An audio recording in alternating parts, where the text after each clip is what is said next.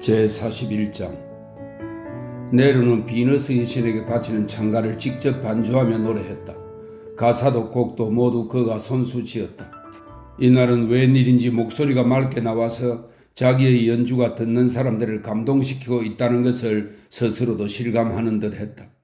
그런 자신감이 그의 목을 통해 울려 퍼지는 선율 하나하나에 큰 힘을 실어주었다.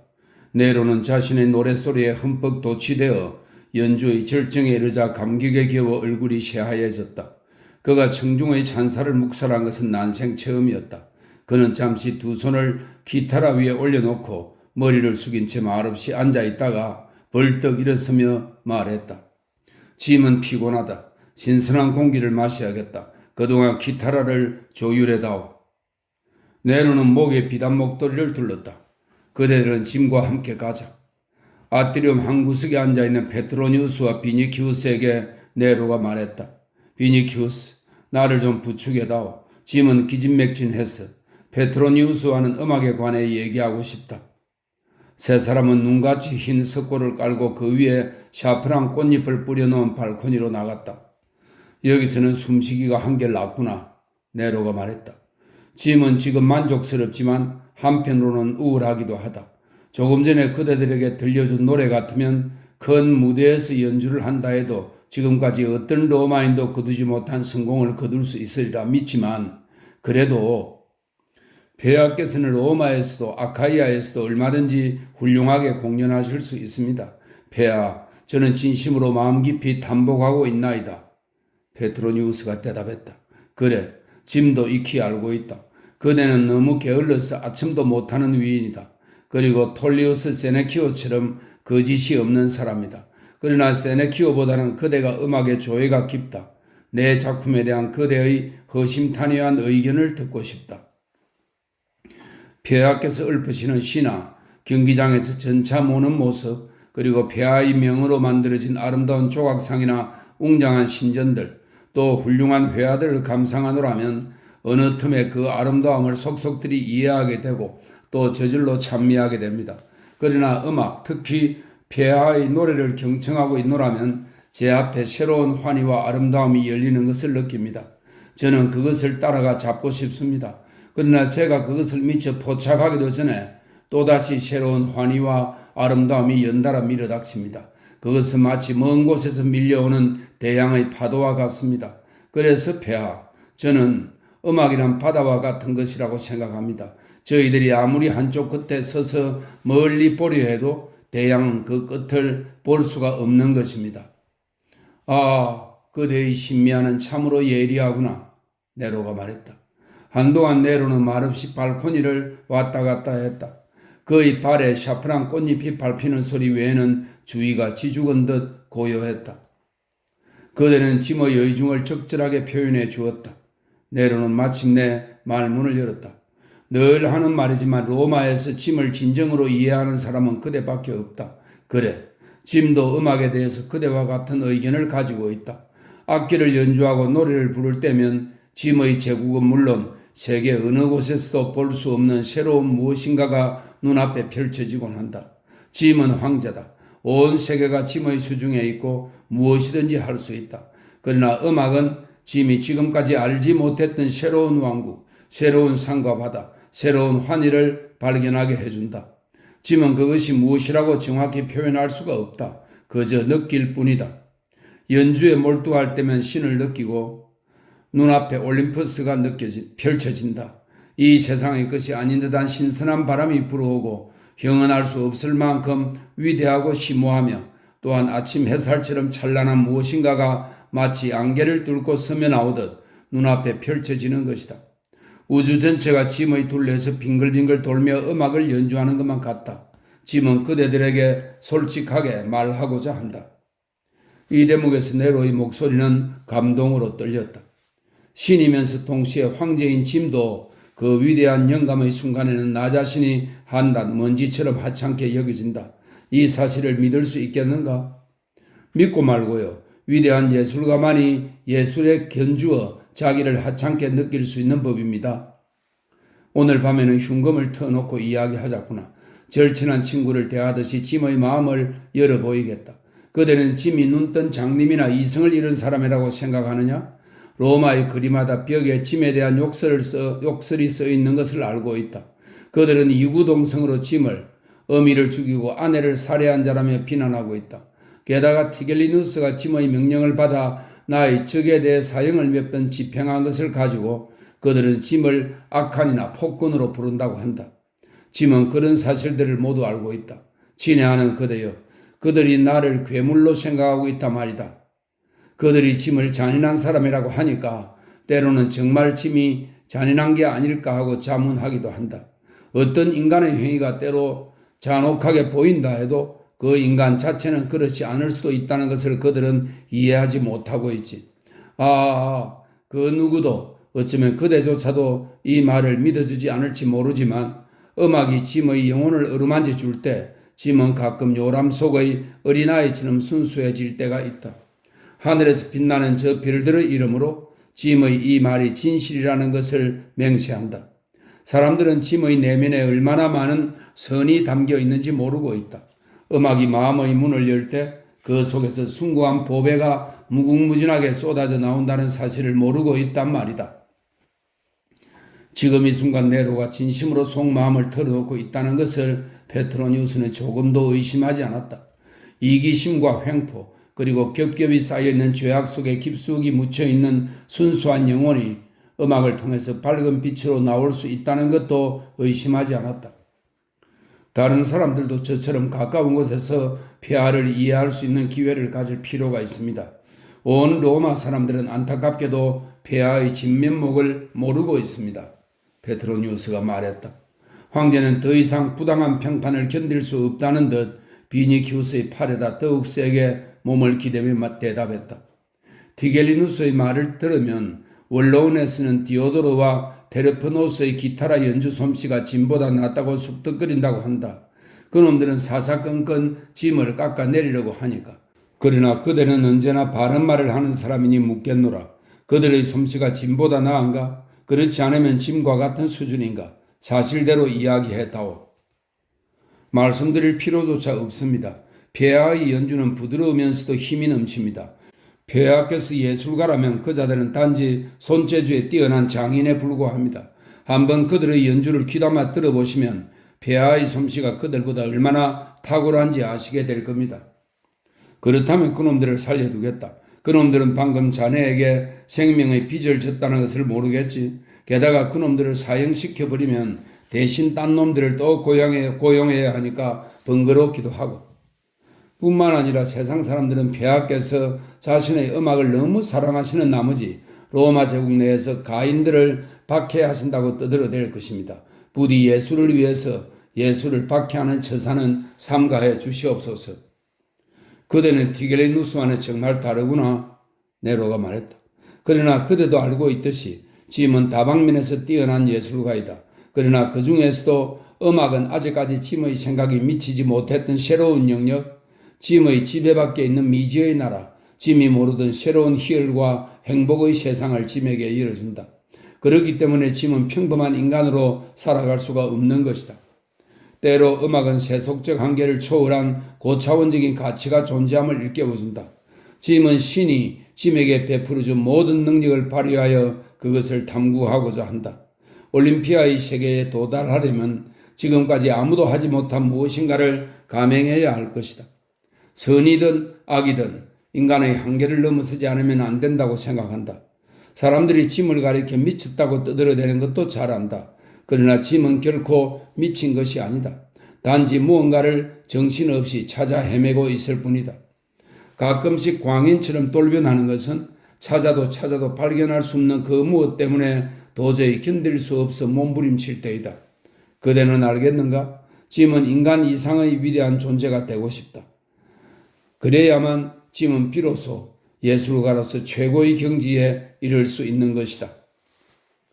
네로는 비니키우스에게는 들리지 않게 목소리를 낮추어 페트로니우스의 귀에 대고 속삭이기 시작했다.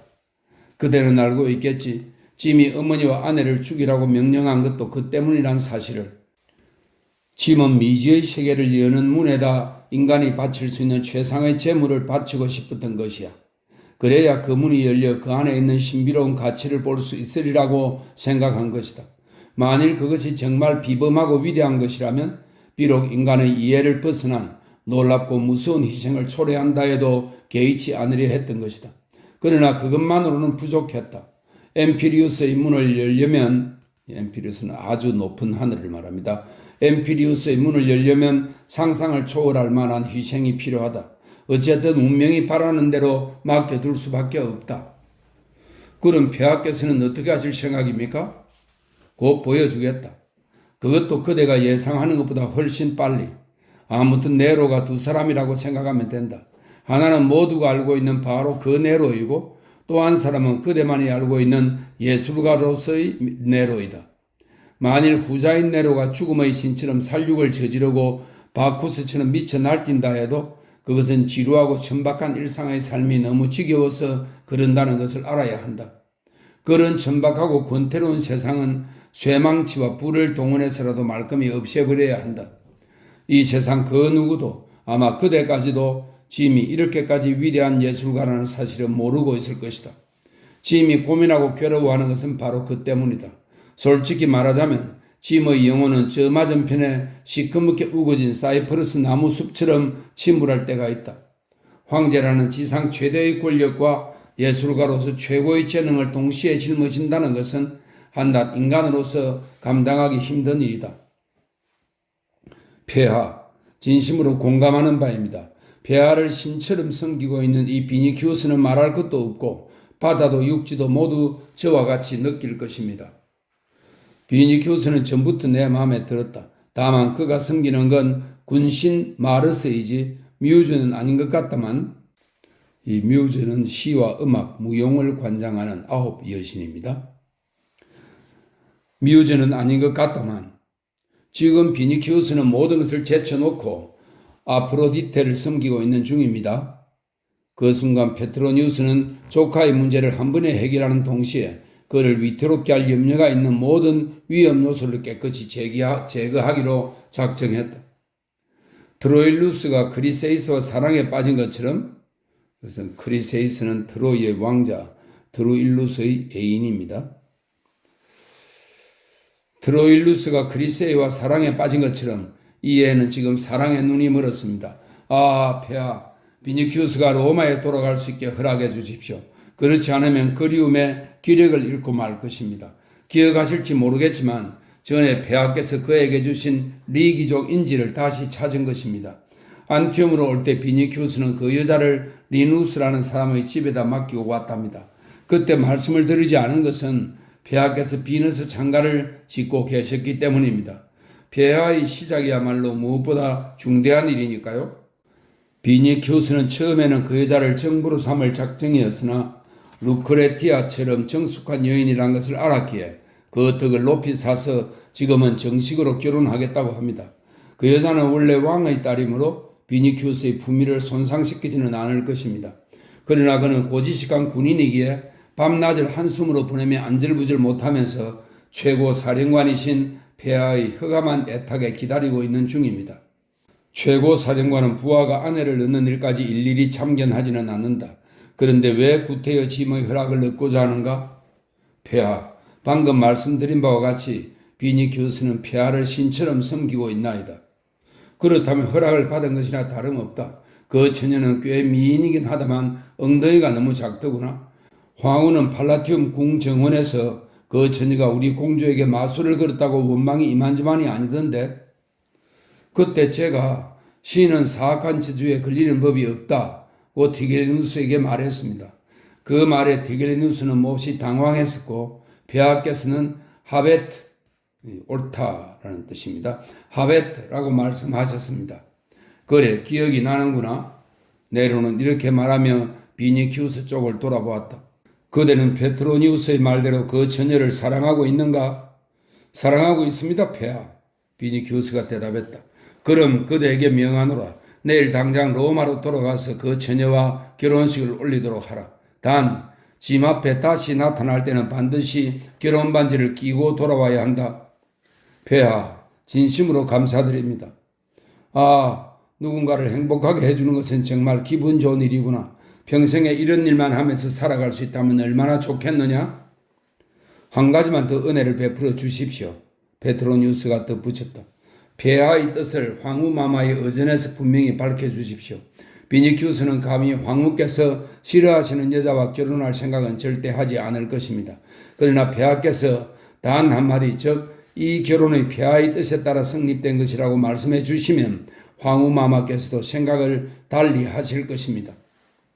그렇게 하마 황제가 말했다. 짐이 그대와 비니키우스의 청을 거절할 수는 없지. 황제는 별채를 향해 걷기 시작했다. 두 사람이 그 뒤를 따랐다. 일이 잘 풀렸다는 생각에 두 사람은 무척 기분이 좋았다.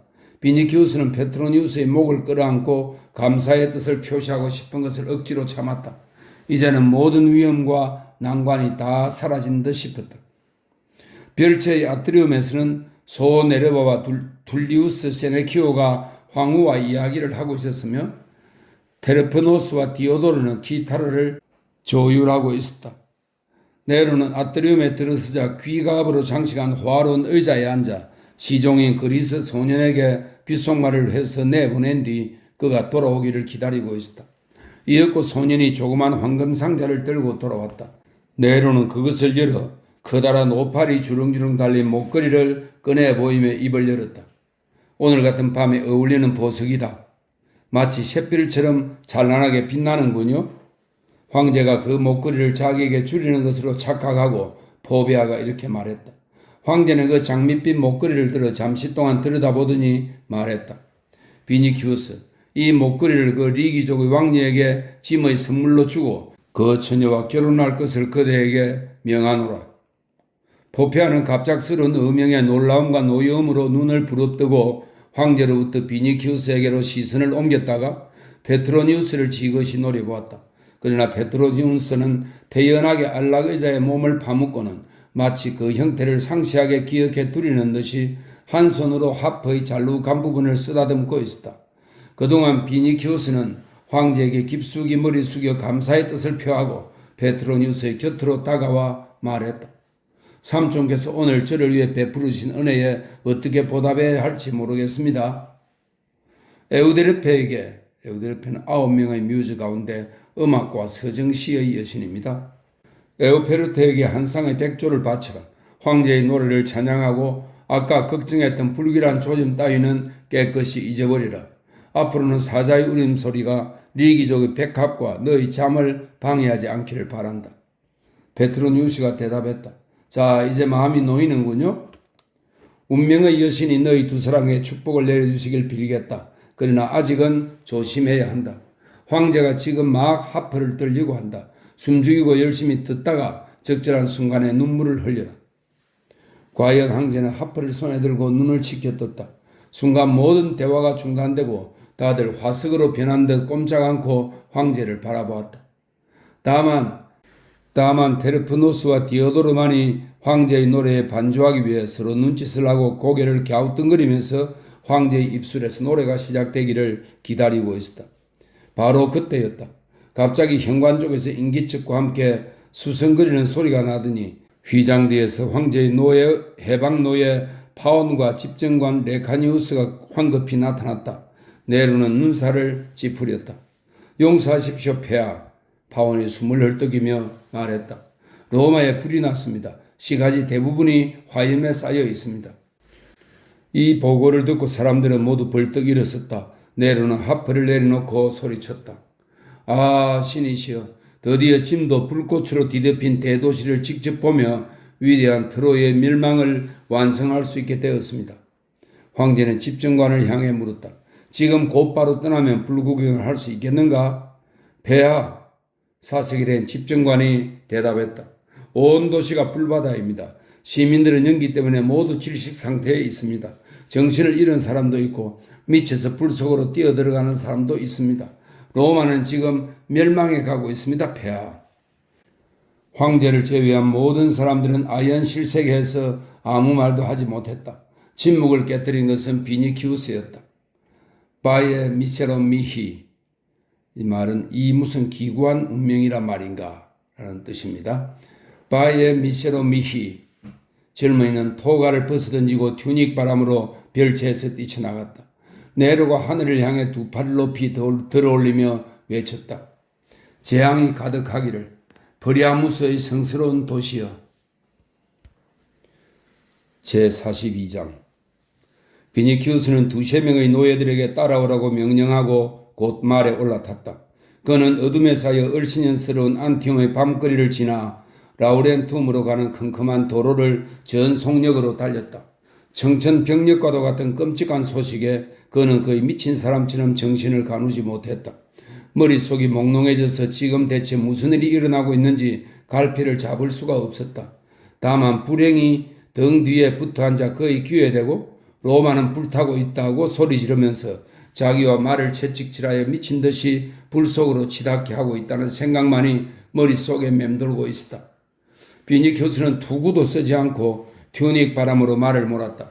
머리는 말의 목에 찰싹 갖다 붙이고 앞도 보지 않은 채 가는 길에 일어날 수도 있는 위험이나 장애물은 아랑곳하지 않고 무작정 달렸다. 정막을 가로지르며 말발끝 소리가 울려 퍼지는 가운데 밤하늘에는 별이 영롱하게 반짝이고 있었다. 말도 기수도 달빛을 받아 마치 꿈속의 한 장면처럼 보였다. 이두메아 산 종마는 귀를 늘어뜨리고 목을 앞으로 길게 뽑은 채 사이프러스 나무와 그 사이사이에 띄엄띄엄 흩어지는 하얀 별장들을 뒤로 하며 쏜살같이 질주했다. 돌바닥에 부딪히는 말발굽 소리에 놀란 개들이 잠을 깨어 도취해서 지저대기 시작했다. 비니키우스와 그의 말은 속도가 매우 빨라 순식간에 사라졌지만 그가 지나간 뒤에도 개들은 여전히 머리를 쳐들고 달을 향해 지저댔다. 비니키우스의 말보다 느린 말을 타고 뒤따라오던 노예들은 차츰 뒤처지기 시작했다. 비니키우스는 잠든 듯 고요한 라우렌툼을 폭풍처럼 지나 아르데아 쪽으로 말머리를 돌렸다. 그곳과 아리키아, 보빌레와 우스트리눔에는 안티움이 온 이래 로마 왕래를 신속하게 하기 위해 바꾸어 탈 수 있는 말을 준비해 둔 곳이다. 비니키우스는 말이 기진맥진할 때까지 계속해서 달렸다. 아르데아를 지나자 멀리 북동쪽 하늘에 장밋빛 광채가 보였다. 밤이 이슥했고 게다가 7월의 밤은 유난히 짧았으므로 벌써 동이 트어오는 것으로 착각했다. 그러나 불현듯 그 장밋빛이 화염에 불타고 있는 로마로부터 나오는 불빛인지도 모른다는 불안한 마음이 들자 비니키우스는 터져나오는 분노와 절망의 절규를 억누를 수가 없었다. 로마는 온통 불바다입니다. 라고 외치던 레카니우스의 말이 아직도 귓가에 생생했다. 리기아를 구출하기는커녕 온 도시가 잿더미로 변하기 전에 도착하는 것조차 불가능하리라고 생각하니 눈이 뒤집히고 미칠 것만 같았다. 비니키우스의 초조한 마음은 어느새 질주하는 말보다 빠르게 마치 불길한 검은 새떼처럼 그 자신보다 훨씬 앞서 날아가고 있었다. 그는 로마의 어느 지역에서 불이 시작되었는지 전혀 알지 못했다. 그러나 티베리스강 건너편에는 집들이 밀집되어 있고 목재 창고나 노예 시장이 쓰는 판잣집들이 촘촘히 떨어져 있으므로 쉽게 불길이 번질 가능성이 많았다. 로마에서는 화재가 자주 발생하는 편이었다. 그리고 그때마다 빈민이나 야만스러운 민중이 살고 있는 지역에서는 폭동과 약탈이 어김없이 행해졌다. 그런 판국이니 세계 각지에서 모이던 불황자들이 사는 티베리스강 건너편에서는 어떤 불상사가 일어날지 알 수 없었다. 순간 비니키우스는 우르수스와 그의 초인적인 힘을 떠올렸다. 하지만 설령 그가 타이탄이라 해도, 이 타이탄은 그리스 신화 속의 초인적인 거인들입니다. 타이탄이라 해도 혼자 힘으로 어떻게 그 무서운 화마와 싸울 수 있단 말인가. 노예들의 반란은 이미 오래전부터 로마 사람들을 괴롭혀온 악몽이었다.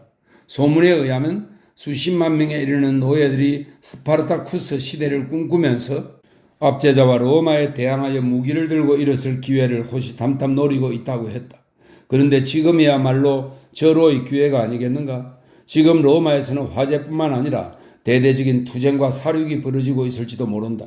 어쩌면 황제의 명을 받고 근위대가 출동하여 닥치는 대로 학살을 자행하고 있을지도 모르는 것이다. 이런 생각을 하자 비니키우스는 공포에 질려 머리카락이 곤두섰다. 비니키우스는 얼마 전부터 황제의 궁전에서 이상할 정도로 끈질기게 되풀이했던 도시의 화재에 관한 이야기를 상기했다. 정말 큰 화재를 목격한 경험이 없는데 어떻게 대도시가 불타는 광경을 생생하게 묘사할 수 있겠느냐고 불만을 터뜨리던 황제. 티겔리누스가 목조 가옥을 급조해서 태우든지 안티움 시가지에 불을 질러 보이겠다고 제안했을 때 황제가 모욕적으로 무안을 준 사건. 마지막으로 황제가 로마와 수브라의 더러운 골목길을 저주하던 모습이 떠올랐다. 그렇다. 황제가 로마를 불태우라고 명령한 것이다. 황제가 아니면 그런 명령을 내릴 수도 없고 티겔리누스가 아니면 그런 명령을 실행할 자도 없다. 만일 황제의 명으로 로마에 불을 지른 것이라면 역시 황제의 명령으로 시민들이 학살당할지도 모른다. 그렇지 않으리라고는 그 누가 장담할 수 있으랴. 저 괴물은 그런 짓을 저지르고도 남을 인물이다. 아, 이 얼마나 무서운 재앙인가. 대화재와 노예들의 반란, 사료, 그로 인해 시민들은 격분할 테고 어쩌면 폭동이 일어날지도 모른다.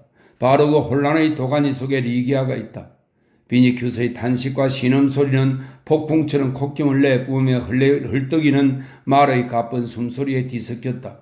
말도 사람도 모두 아르데아에서 아리케아까지 숨이 턱에 차도록 쉬지 않고 달려왔기에 지칠 대로 지쳐 있었다. 화염에 휩싸인 저 도시에서 대체 누가 리기아를 구출할 수 있단 말인가. 비니큐스는 달리는 말 등에 엎드려 갈기를 움켜쥐고 괴로운 마음을 참을 길 없어 말의 목을 물어 뜯으려 했다. 그때 반대편에서 안티움을 향해 말을 타고 바람처럼 달려오는 사람이 있었다. 그는 로마는 멸망하고 있어 라고 소리를 지르며 비니큐스의 옆을 스쳐 순식간에 멀리 사라졌다. 순간 비니큐스의 귀에 신들이여라는 외침이 들려왔으나 다음 말에는 말밥국 소리에 묻혀 들리지 않았다. 비니큐스는 그 낯선 사내가 던진 신이라는 말에 갑자기 정신이 번쩍 들었다. 그는 고개를 든 채 별이 총총한 하늘을 향해 두 팔을 벌리고 기도하기 시작했다. 저는 불타고 있는 신전에 있는 신들이 아니라 유일한 신이신 그리스도 당신께 기도합니다. 당신은 몸소 고통을 당하셨습니다. 당신은 인간의 고통을 이해하시는 자비로운 분이십니다. 인간에게 자비를 가르치기 위해 이 세상에 오셨으니 부디 자비를 베풀어 주소서. 당신이 정말 베드로님이나 바오로님의 말씀과 같은 그런 분이시라면 리기아를 구해주실 것이라고 믿습니다. 당신의 손길로 리기아를 안고 불 속에서 꺼내주십시오. 당신만이 그 일을 하실 수 있습니다. 그녀를 제게 돌려주시면 저는 당신께 제 피를 바치겠습니다. 만일 저를 위해서 그렇게 해주실 수 없다면 그녀를 위해서 그렇게 해주십시오. 그녀는 그리스도 당신을 사랑하며 당신을 믿고 있습니다. 당신은 사후의 영원한 삶과 행복을 약속하십니다만 그녀는 아직 죽을 나이가 아닙니다. 그녀를 살려주십시오. 당신께서 친히 두 팔로 리기아를 안고 로마에서 구해주십시오. 당신께서는 하려고만 하시면 능히 하실 수 있는 분이오니. 비니큐스는 여기서 말을 끊었다. 더 이상 기도를 계속하다가는 하나님께 대한 예의에 벗어날까 봐 겁이 났기 때문이다. 지금이야말로 그 어느 때보다 하나님의 자비와 은총이 절실한 때이기에 신성을 모독하는 은사를 절대로 써서는 안 된다고 생각했다. 그런 생각을 하는 것만으로도 몸서리가 쳐졌다. 비니큐스는 하나님께 대한 불손한 생각을 떠올리지 않으려고 마음을 가다듬으며 다시 말등에 채찍질을 가하기 시작했다. 잠시 후 로마와 안티움의 중간에 있는 아리키아의 흰 성벽이 달빛 속에 우뚝 서 있는 것이 보였다. 비니큐스는 질풍같이 달려 도시 어귀의 숲속에 자리 잡고 있는 메르쿠리우스 신전을 지나쳤다. 그 도시에도 분명 로마의 화재 소식이 전해진 듯 신전 앞에 많은 사람들이 모여 있었다. 손에 횃불을 들고 계단이나 원주 사이에 서서 신의 가호를 구하는 모습이 눈에 띄었다. 아르데아에서 그곳까지 올 때만 해도 길가에 사람들이 없었는데 이제는 밀려드는 인파에 마음대로 말을 몰고 몰 수 없을 지경이었다. 숲을 향해 뻗어있는 오솔길에도 그리고 한길에도 군중이 몰려 있었다. 시내에서 사람들이 아우성치는 소리가 들려왔다.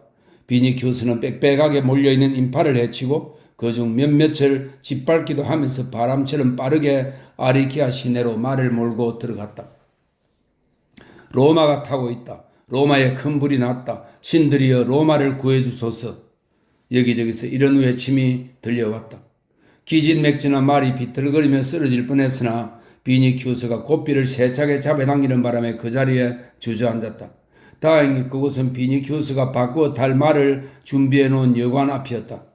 숙소 앞에서 주인의 도착을 기다리고 있던 노예들은 그의 명령을 받고는 혈기왕성한 세 마리를 끌어내기 위해 쏜살같이 마구간으로 달려갔다. 마침 그때 10명쯤 되는 근위대 기병들이 지나가는 것을 본 비니키우스가 그들을 불러 세웠다. 혹시라도 로마에서 안티움으로 보고하러 가는 길이라면 무슨 소식이라도 들을 수 있지 않을까 해서였다. 시내의 어느 쪽에서 화재가 난 것이냐? 당신은 누구십니까? 지휘관이 물었다. 나는 군사 호민관 비니키우스로 황제의 총신이다. 어서 묻는 말에 대답해라. 불은 대경기장 근처에 줄지어 늘어선 노점에서 일어났습니다. 우리가 출발 명령을 받았을 때는 이미 온 시내가 불길에 휩싸여 있었습니다. 티베리스강 건너편은 어떠냐?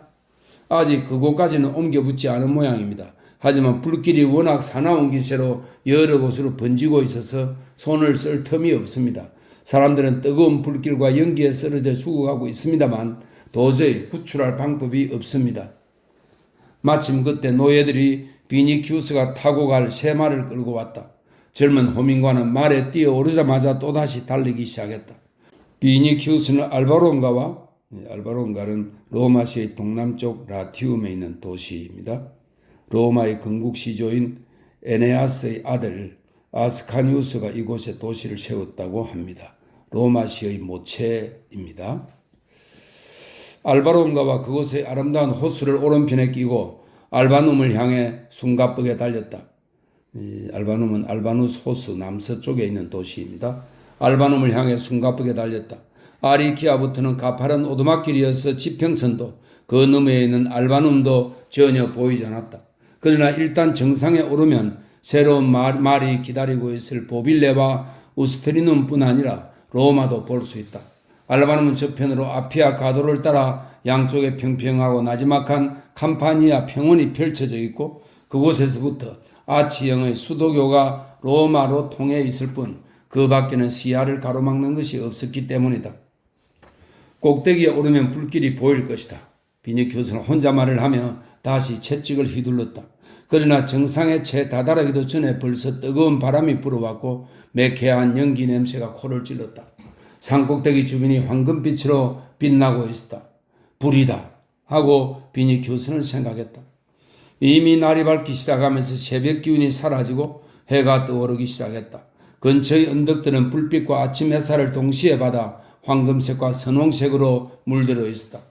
마침내 비니키우스가 언덕 위에 이르자 무서운 광경이 눈에 들어왔다.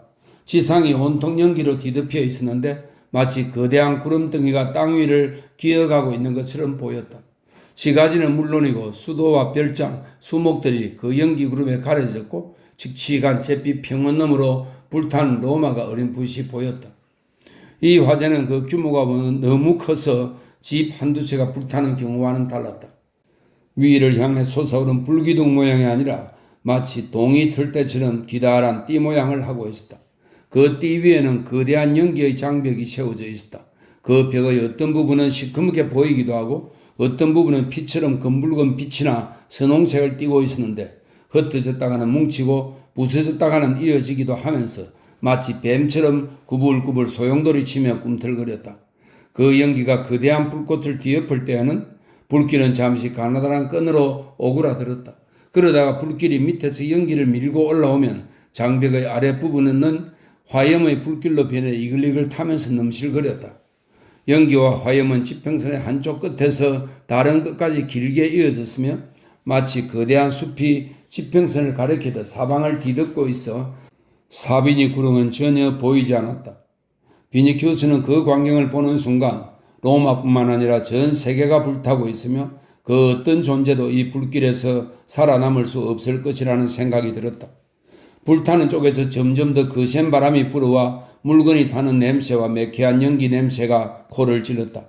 연기는 주위의 초목들까지 뒤덮고 있었다. 날이 환히 밝자 태양이 알바누스 호수를 내려다보고 있는 산 봉우리들을 비쳤다.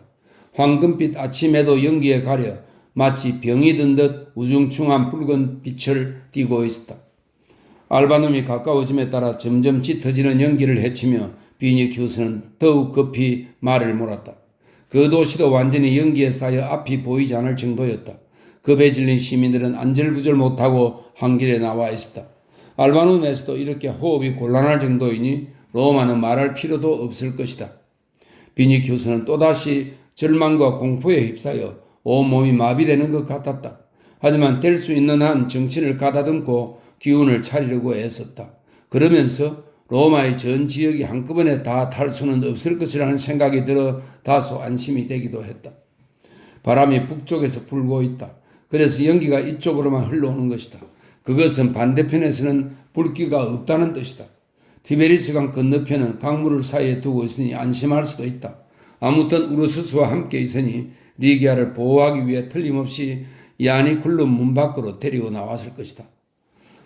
전 세계를 지배하고 있는 대도시가 그 시민들과 함께 하루아침에 지상에서 완전히 사라진다는 것은 있을 수 없는 일이다. 적군이 도시를 점령하여 집집마다 불을 놓고 학살을 가행해도 용케 도망쳐 살아남는 사람들도 얼마든지 있지 않은가. 리기아는 필경무사할 것이다. 게다가 몸소 죽음을 극복하신 그리스도께서 그녀를 보호하고 계시지 않은가. 비니큐스는 이렇게 생각하며 또다시 기도하기 시작했다. 몸에 배은 습관에 따라 기도 중에 그리스도에게 곡물과 재물을 바치겠다고 맹세했다. 알바눔 주민들은 거의 전부가 불의 추위를 살펴보기 위해 지붕이나 나무 꼭대기에 올라가 있었다. 알바눔을 빠져나오자 비니큐스의 불안은 다소 진정되었고 어느 정도 냉정을 되찾을 수 있었다. 문득 리기아가 우르스스와 리누스뿐만 아니라 베드로 사도의 보살핌도 받고 있을 것이라는 생각이 떠올랐다. 그러자 그 생각만으로도 어느 정도 마음이 놓였다. 사도 베드로는 비니큐스에게 신비스럽고 초인적인 존재였기 때문이다. 처음 오스트리아눔에서 그의 설교를 들었을 때부터 그는 범상치 않은 위력을 느꼈다. 그것에 대해서는 안티움에 도착하자마자 리기아에게 편지에 쓰기도 했다. 그 노인의 말 한마디 한마디가 진리이고 머지않아 그 진리가 널리 전파될 날이 오리라고 적어 보냈던 것이다. 부상당에 누워있는 동안 비니큐스는 베드로와 더욱 가까워졌으며 오스트리아눔에서 받은 감명이 결국 흔들리지 않는 굳은 신앙으로 발전하게 된 것이다. 베드로 사도가 비니큐스와 리기아의 사랑을 축복하고 두 사람을 맺어주었으니 리기아는 절대로 화마에 희생당할 리가 없다. 로마가 벌써 잿더미로 변해버렸을지도 모르지만 그녀의 옷깃에는 단 하나의 불똥도 튀지 않았으리라. 한숨도 자지 않고 줄곧 말을 탄 데다 충격과 불안이 뒤섞이면서 이 젊은 호민과는 야릇한 흥분을 느꼈다. 지금 그에게는 이 세상에 불가능한 일은 없을 것 같았다. 베드로 사도께서 타오르는 불을 향해 성호를 그으면서 한마디 호령으로 불길을 가르면 그들은 무사히 그 불꽃의 한복판을 통과할 수 있을 것이다. 더욱이 베드로 사도는 앞일을 내다보는 사람이므로 아마 재난을 미리 예상하고 있었을 것이다. 그렇다면 그리스도 교도들에게 미리 경고하여 그들을 시외로 대피시켰는지도 모른다. 그들 가운데는 베드로 사도가 친딸처럼 사랑하는 리기아도 끼어 있을 것이다. 이렇게 생각하자 비니큐스의 가슴 속에는 점점 확고한 희망이 싹텄다. 만일 리기아와 그 일행이 시외로 빠져나왔다면 보빌레나 혹은 도중에서 만날 수도 있으리라. 어쩌면 사랑하는 사람의 그리운 얼굴이 캄파니아 평원을 휩쓸고 지나가는 연기 속에서 불쑥 나타날지도 모른다. 비니큐스의 예상은 들어맞는 듯했다. 로마를 빠져나와 알바누스 산으로 향하는 사람들과 마주치는 일이 점점 더 잦아졌기 때문이다. 간신히 불길을 빠져나온 사람들은 저마다 연기가 닿지 않는 곳을 향해 죽을 둥 살둥 달려가고 있었다. 우스투리눔에 도착하기 전에 벌써 들끓는 인파로 혼잡을 이루어서 비니큐스는 어쩔 수 없이 말의 속도를 늦춰야만 했다. 어깨에 짐을 짊어지고 걷는 사람들, 가재도구와 귀중품을 실은 마차와 노새, 식량이나 여러 가지 집기를 잔뜩 실은 수레, 유복한 시민들이 당 가마를 메고 가는 노예들과도 마주쳤다. 우스트리눔에는 이미 로마에서 온 피난민으로 가득 차 있어서 군중을 헤치고 지나기가 무척 힘들었다. 시장이나 신전의 기둥 옆에도 길거리에도 수많은 피난민들이 몰려 아우성을 치고 있었다. 아무데나 천막을 치고 그 속에 온 가족이 들어앉아 있는 모습도 보였고 땅 위에 털썩 주저앉아 악을 쓰며 신의 이름을 부르거나 운명을 저주하는 이도 있었다. 모두 넋을 잃고 있었으므로 무엇을 물어볼 수조차 없었다. 비니큐스가 말을 물어보아도 아예 거들떠보지도 않거나 공포에 질린 눈을 부릅뜨고 로마도 세계도 모두 망해가고 있다고 악을 쓰기도 했다. 로마에서 온 남녀노소 피난민의 수는 시시각각으로 늘어 혼잡과 탄식은 급기야 극에 달했다. 일행을 잃어버린 사람들은 큰 소리로 이름을 부르며 군중 속을 헤집고 다녔다. 천막을 치기 좋은 장소를 서로 차지하려고 주먹다짐을 하는 사람들도 있었다. 감파니아의 야만스러운 양치기들이 몰려와 혼란을 틈타 도둑질을 하기도 했다. 여기저기서 온갖 종족의 노예와 금투사들이 거리의 저택과 별장을 뒤져 값비싼 물건들을 약탈하기 시작했고 시민을 보호하기 위해 출동한 병사들과 실랑이를 벌이기도 했다. 비니큐스는 여관 앞에서 바타비족, 이 바타비족은 지금의 네덜란드 땅에 거주하던 부족들입니다. 바타비족 노예들의 보호를 받으며 서 있는 원로원 의원 유니우스를 통해 비로소 화제의 전말을 들을 수 있었다. 불은 팔라티움 언덕과 갤리우스 언덕에 접한 대경기장 근처에서 일어났으며 불길이 무척 빠른 속도로 번졌기 때문에 도시의 중심부는 순식간에 화염에 휩싸이게 되었다고 했다. 브레누스 시대 이래로, 브레누스 시대는 BC 390년 로마 시를 7달 동안 점령했던 게르트족의 왕입니다. 브레누스 시대 이래로 로마가 이처럼 큰 재앙을 입은 것은 처음이었다. 대경기장은 모두 불에 타버렸습니다. 그 근처의 가게들이나 저택들도 마찬가지입니다. 아벤티누스 언덕이나 켈리우스 언덕도 불타고 있습니다. 팔라티움 언덕의 불길은 카리네까지 번졌습니다. 유니우스는 카리네에 호화로운 저택을 소유하고 있고 또 훌륭한 미술품을 많이 가지고 있었기에 말을 마치자마자 한 줌의 재를 자기 머리에 뿌리면서 절망적인 신음소리를 냈다. 그러자 비니큐스는 그의 어깨를 잡아 흔들며 말했다. 내 집도 카리네에 있습니다. 모든 것이 불에 타 없어질 바에야 차라리 우리들의 집도 함께 불타버리는 게 낫죠.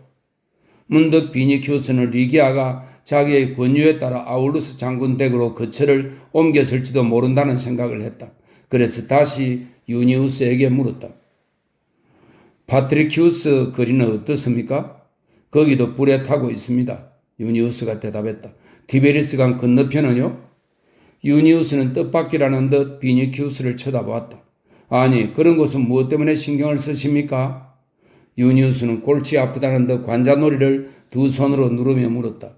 내게는 티베리스강 건너편이 로마 전체보다 더 소중합니다.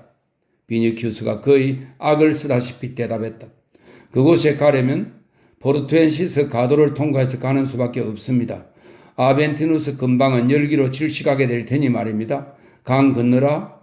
잘은 모르겠지만 내가 로마를 빠져나올 때는 아직 불이 거기까지는 번지지 않은 것 같았는데 그렇지만 지금은 어떨지 오직 신들만이 아시겠지요? 유니우스는 여기서 잠시 망설이다가 목소리를 낮추며 말했다. 당신은 배신할 사람이 아니라고 생각되기에 믿고 말하는 겁니다만 이건 보통 화제가 아닙니다. 애초에 대경기장의 불은 끄지 말라는 명령이 내려졌답니다. 이 두 귀로 똑똑히 들었습니다.